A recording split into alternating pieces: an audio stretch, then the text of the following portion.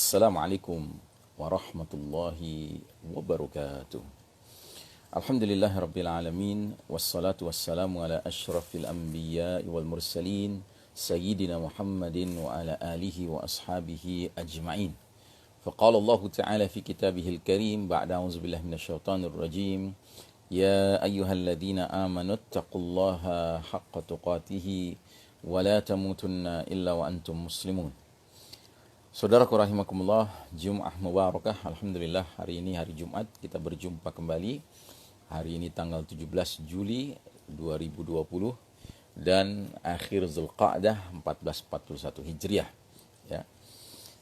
Hari ini Alamatus Sa'ah atau kajian akhir zaman memasuki kajian Alamatul Kubra, salah satu tanda besar, yaitu Nuzulu Isa ibnu Maryam alaihissalam, turunnya Isa putra Maryam alaihissalam. Dan pada kesempatan kali ini subjudul kita adalah keistimewaan Nabiullah Isa alaihissalam. Allah memuliakan Isa alaihissalam di dalam Al-Quran.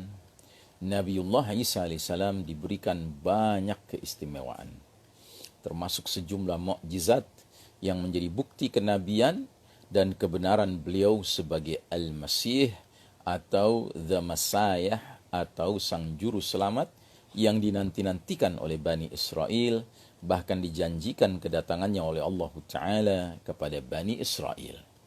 Allah Ta'ala berfirman, "Wassalamu alayya yawma wulidtu wa yawma amutu wa yawma ub'atsu hayya. Dzalika Isa ibn Maryam qaulal haqqi alladhi fihi yamtarun." Artinya, Isa alaihi salam berkata, dan kesejahteraan semoga dilimpahkan kepadaku pada hari aku dilahirkan, pada hari aku meninggal, dan pada hari aku dibangkitkan hidup kembali. Itulah Isa putra Maryam alaihissalam yang mengatakan ucapan yang benar yang mereka berbantah-bantahan tentang kebenarannya. Surah Maryam ayat 33 dan 34. Keistimewaan pertama Isa alaihissalam bahwasanya ia dilahirkan tanpa ayah dari seorang perawan suci bernama Maryam binti Imran yang sejak kecil tinggal dan dijaga di dalam tempat ibadah oleh Nabiullah Zakaria alaihissalam. Allah Ta'ala menciptakan Isa putra Maryam alaihissalam sebagaimana Allah Ta'ala menciptakan Adam alaihissalam. Allah Ta'ala berfirman dalam surah Ali Imran ayat 59, "Inna mathala Isa 'inda Allahi kamathali Adam. Khalaqahu min turabin thumma qala lahu kun fayakun." Artinya, sesungguhnya misal penciptaan Isa alaihissalam di sisi Allah Ta'ala adalah semisal Adam alaihissalam. Allah Ta'ala menciptakan Adam alaihissalam dari tanah, kemudian Allah Ta'ala berfirman kepadanya, kun fayakun, jadilah seorang manusia, maka jadilah dia. Yang kedua, Isa alaihissalam diangkat menjadi nabi sejak masih dalam buayan, bahkan sejak baru lahir dan masih di dalam buayan. Isa alaihissalam sudah pandai berbicara kepada manusia dan bahkan mengajarkan hikmah dan kitab. Karena Allah Ta'ala telah mewahyukannya langsung kepada Isa alaihissalam. Allah Ta'ala berfirman dalam surat Maryam ayat 28 hingga 30, "Ya ukhta Haruna, ma kana abuki amra sawin wa ma kanat ummuki baghiyah." Fa asyarat ilaihi qalu kaifa nukallimu man kana fil mahdi sabiyya. Qala inni abdullahi atani alkitab wa ja'alani nabiyya. Hai saudara perempuan Harun, maksudnya Maryam, ayahmu sekali-kali bukanlah seorang yang jahat dan ibumu sekali-kali bukanlah seorang pezina. Maka Maryam menunjuk ke arah anaknya, bayinya. Mereka berkata, bagaimana kami akan berbicara dengan anak kecil, bayi yang masih dalam ayunan? Tiba-tiba bayi tersebut, yaitu Isa alaihissalam, berbicara. Sesungguhnya aku ini hamba Allah, Allah memberiku Alkitab dan Allah menjadikan aku seorang nabi. Ya. Dalam surah yang lain lagi, yaitu surah Ali Imran ayat 45-46, Allah Ta'ala berfirman, إذ قالت الملائكة يا مريم إن الله يبشرك بكلمة منه اسمه المسيح عيسى بن مريم وجيها في الدنيا والآخرة ومن المقربين يكلم الناس في المهد وكهلا ومن الصالحين.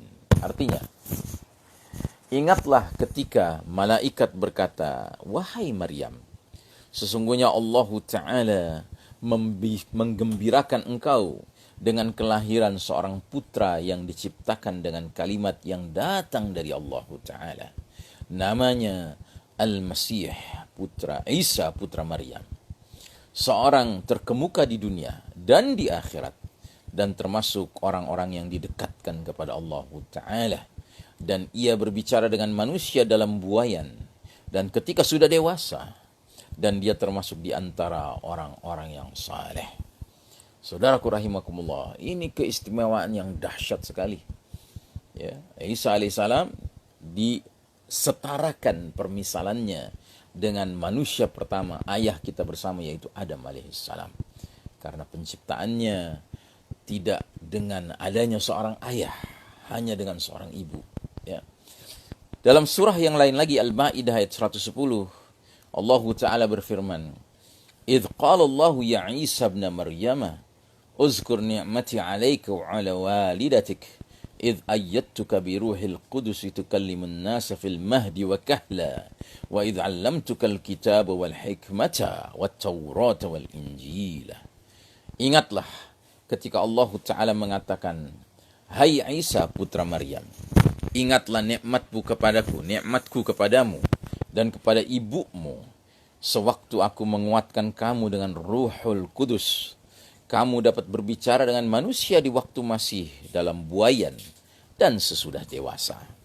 Dan ingatlah di waktu aku mengajar kamu menulis juga hikmah, Taurat dan Injil. Lalu satu lagi ayat surah Ali Imran 48 dan 49. Allah Ta'ala berfirman, wa yu'allimuhul kitaba wal hikmata wat taurata wal injil wa rasulan ila bani Israel. Dan Allah Ta'ala mengajarkan kepadanya, Isa alaihissalam, Alkitab, Al-Hikmah, Taurah dan Injil, dan sebagai Rasul kepada Bani Israel. Saudaraku rahimakumullah, Isa alaihissalam diberikan kitab Injil untuk menjadi petunjuk bagi Bani Israel, berdampingan dengan Taurat dan Zabur. Taurat adalah kitab rujukan hukum bagi Bani Israel, yang sebelumnya telah diturunkan kepada Nabi Musa alaihissalam, namun kemudian diubah-ubah dan dipalsukan isinya oleh Bani Israel selama ribuan tahun. Sedangkan Zabur adalah kitab puji-pujian dan doa, diturunkan kepada Nabiullah Daud alaihissalam. Diperkirakan jarak antara Nabiullah Musa alaihissalam dengan Nabiullah Isa alaihissalam sekitar 15 abad. Selama masa itu telah banyak nabi dan rasul yang diutus kepada Bani Israel, dan telah banyak yang ditolak, bahkan dibunuh. Sambil kitab Musa alaihissalam, yaitu Taurat sendiri, disimpangkan oleh para pemuka agama mereka. Isa alaihissalam yang kedatangannya sebagai Mesias atau juru selamat telah diberitakan dalam kitab-kitab sebelumnya. Ia diutus Allah Ta'ala bukan untuk menggantikan syariat Taurat dengan syariat yang baru, namun untuk meluruskan, meneguhkan, dan melengkapi kitab-kitab sebelumnya. Isa alaihissalam diutus untuk menyelamatkan Bani Israel dari kemurkaan Allah Ta'ala akibat penyimpangan dan kedurhakaan mereka selama ini. Isa alaihissalam mengajak kaumnya untuk kembali beriman kepada Allah Ta'ala dengan sidqul iman, dengan iman yang benar. Ketika Isa alaihissalam berhadapan dengan para pemuka agama kaumnya, mereka tidak dapat membantah Nabiullah Isa alaihissalam Karena Isa alaihissalam dengan fasih dan lantang segera membuka kedok kebohongan mereka yang telah merubah-rubah ajaran Nabiullah Musa alaihissalam untuk kepentingan mereka sendiri sehingga menyesatkan kaumnya Bani Israel. Yang ketiga, keistimewaan Isa alaihissalam telah diberikan Allah Ta'ala sejumlah mukjizat, antara lain kemampuannya menyembuhkan penyakit kusta, menyembuhkan orang buta, membentuk burung hidup dari tanah, dan bahkan menghidupkan orang yang sudah mati di kubur. Tentu semua itu hanya dapat terjadi atas izin Allah Ta'ala. Dalam surat Al-Ma'idah ayat 110, Allah Ta'ala berfirman, وَإِذْ تَخْلُقُ مِنَ الطِّينِ كَهَيَّةِ الطَّيْرِ بِإِذْنِي فَتَنْفُخُ فِيهَا فَتَكُونُ طَيْرًا بِإِذْنِي وَتُبْرِئُ الْأَكْمَهَ وَالْأَبْرَصَ بِإِذْنِي وَإِذْ تُخْرِجُ الْمَوْتَى بِإِذْنِي. Artinya, dan ingatlah pula sewaktu engkau Isa alaihissalam membentuk dari tanah suatu bentuk yang berupa burung dengan izinku. Kemudian kamu meniup padanya, lalu bentuk itu menjadi burung yang sebenarnya dengan izinku. Dan ingatlah sewaktu kamu menyembuhkan orang buta sejak dalam kandungan ibu, dan orang berpenyakit sopak dengan seizinku. Dan ingatlah di waktu kamu mengeluarkan orang mati dari kubur menjadi hidup dengan seizinku. Begitu pula diabadikan Allah Ta'ala dalam ayat yang lain lagi, ayat 49 surah Ali Imran. وَرَسُولًا إِلَى بَنِي إِسْرَائِيلَ أَنِّي قَدْ جِئْتُكُمْ بِآيَةٍ مِّن رَّبِّكُمْ أَنِّي أَخْلُقُ لَكُم مِّنَ الطِّينِ كَهَيْئَةِ الطَّيْرِ فَأَنفُخُ فِيهِ فَيَكُونُ طَيْرًا بِإِذْنِ اللَّهِ وَأُبْرِئُ الْأَكْمَهَ وَالْأَبْرَصَ وَأُحْيِي الْمَوْتَى بِإِذْنِ اللَّهِ وَأُنَبِّئُكُم بِمَا تَأْكُلُونَ وَمَا تَدَّخِرُونَ فِي بُيُوتِكُمْ إِنَّ فِي ذَلِكَ لَآيَةً لَكُمْ إِن كُنتُم مُّؤْمِنِينَ. Dan sebagai Rasul kepada Bani Israel yang berkata kepada mereka, sesungguhnya aku telah datang kepada kalian membawa sesuatu tanda mukjizat dari Rabb kalian, yaitu aku membuat untuk kalian dari tanah berbentuk burung, kemudian aku meniupnya, maka ia menjadi seekor burung dengan seizin Allah Ta'ala. Dan aku menyembuhkan orang yang buta sejak dari lahirnya, dan orang yang berpenyakit sopak, dan aku menghidupkan orang mati dengan seizin Allah Ta'ala. Dan aku kabarkan kepada kalian apa yang kalian makan dan apa yang kalian simpan di rumah kalian. Sesungguhnya pada yang demikian itu adalah suatu tanda kebenaran kerasulanku bagi kalian, jika kalian sungguh-sungguh beriman. Saudaraku rahimakumullah, keistimewaan yang keempat, kehadiran Nabiullah Isa alaihissalam di dunia mencakup dua babak kehidupan. Beliau dilahirkan 2000-an tahun yang lalu, kemudian hidup di bumi bersama Bani Israel di Ardul Muqaddasah, tanah suci Palestina, selama 33 tahun hingga usia kahlan. Kemudian diangkat Isa alaihissalam ke langit oleh Allah Ta'ala sampai sekarang. Ini merupakan babak pertama kehidupan Isa alaihissalam di dunia ini. Selama masa kehidupan beliau yang pertama di tengah kaumnya, Isa alaihissalam berdakwah hanya kepada Bani Israel. Karena demikianlah perintah Allah Ta'ala. Beliau ditentang oleh para pemuka agama Bani Israel yang selama berabad-abad telah menjadi golongan elit yang menyimpang serta menyesatkan kaumnya. Meski kedatangan beliau sudah diberitakan dalam Taurat, dan meski beliau sendiri adalah keturunan suku Judah, yaitu suku para raja termasuk Raja Daud alaihissalam dan Sulaiman alaihissalam, namun tetap saja sebahagian Bani Israel menolak dan mengingkari Isa alaihissalam, sedangkan sebagian lagi beriman kepadanya. Golongan yang menolak beliau kemudian menjadi cikal bakal agama Yahudi yang kita kenal sekarang. Para penentang berusaha menghalang-halangi dakwah Isa alaihissalam sampai kemudian membuat makar agar upaya untuk menyingkirkan Isa alaihissalam selamanya dapat terjadi. Di penghujung akhir babak pertama kehidupan Isa alaihissalam terjadilah peristiwa penyaliban atau crucifixion. Takdir Allah Ta'ala, pengkhianatan Bani Israel ini menjadi kontroversi di antara tiga pihak. Yahudi, yaitu golongan Bani Israel yang menentang Isa alaihissalam, Kristen, yaitu golongan yang mengaku pengikut Isa alaihissalam, dan Islam.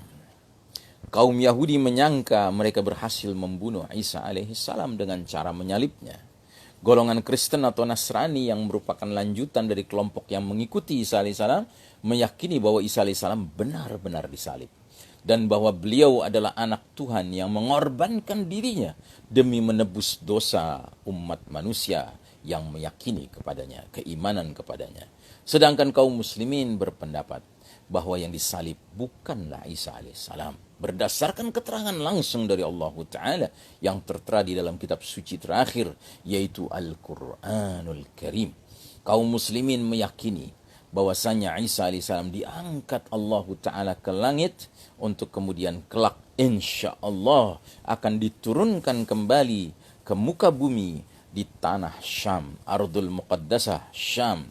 Lebih tepatnya Madinatu Dimashq, di kota Damaskus. Dan lebih tepatnya lagi fi Manaratil Bayda fi Syarqi Dimashq, di Menara Putih, sebuah masjid di timur kota Damaskus. Kehidupan Isa alaihissalam setelah diturunkan kembali ke bumi ini adalah babak kedua dari kehidupan beliau alaihissalam. Mengenai kontroversi ini insyaallah akan kita bahas kemudian. Sallallahu ala nabiyyina Muhammadin wa ala alihi wa ashabihi ajmain walhamdulillahi rabbil alamin. Wassalamualaikum warahmatullahi wabarakatuh.